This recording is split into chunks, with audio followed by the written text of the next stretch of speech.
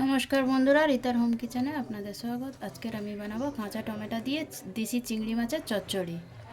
তো কড়াই জেলে দিয়েছি, এখানে গরম হয়ে গেছে, সরষের তেল দিয়ে দেব।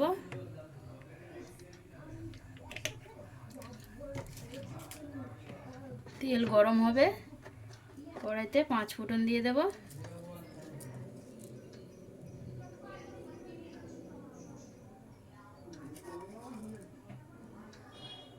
5 ফোড়ন দিয়ে দিলাম। 5 ফোড়নটা ভালো করে ভাজা হয়ে যাবে। এবার আমি ফোড়নে দেব 2টো শুকনো লঙ্কা, তেজপাতা, কুচোনা রসুন দিয়ে দেব, রসুন কুচি,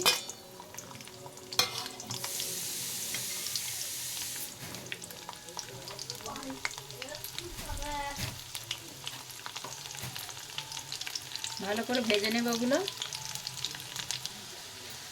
একটু নাড়িয়ে নেব। রসুনটা একটু ভালো লাল লাল হয়ে আসবে ভালো করে। এবারে কেটে রাখা কাঁচা টমেটোগুলো দিয়ে দেব।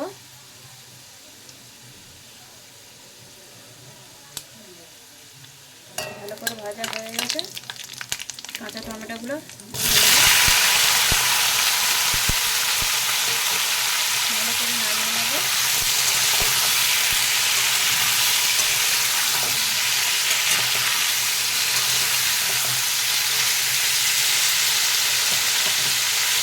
অল্প একটু লবণ দিয়ে দেব।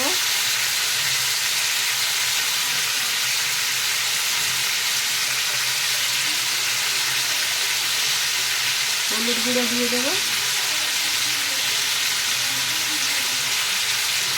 লাল লঙ্কার গুঁড়ো দিয়ে দেব।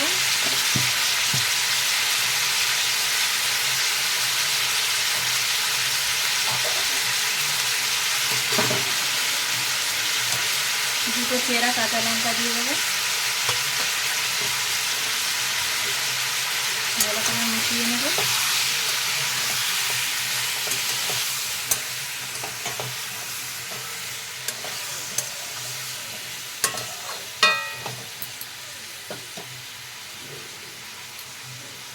একটু ঢাকা দিয়ে দেবো। এখানে জল ব্যবহার করছি না, ওই ঢেকে দিলে আপনা আপ ওইতেই সেদ্ধ হয়ে যাবে।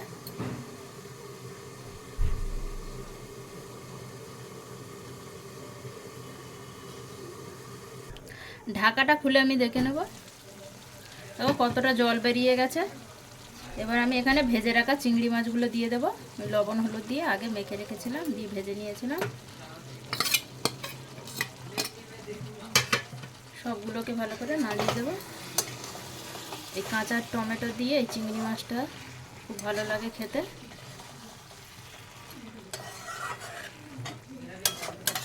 টক টক লাগবে। এবার একটু আমি এখানে ধনেপাতা কুচি করে নেব, ঢেলে দেবো। ততক্ষণ খোলা আছে, পাকবে এটা।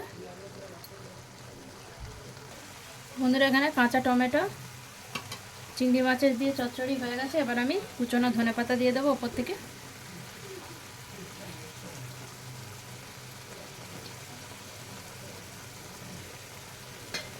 আপনারা একবার এই রেসিপিটা বানিয়ে খাবে, খুব ভালো লাগবে গরম গরম ভাতের সাথে। সবগুলোকে ভালো করে নাড়িয়ে নেব।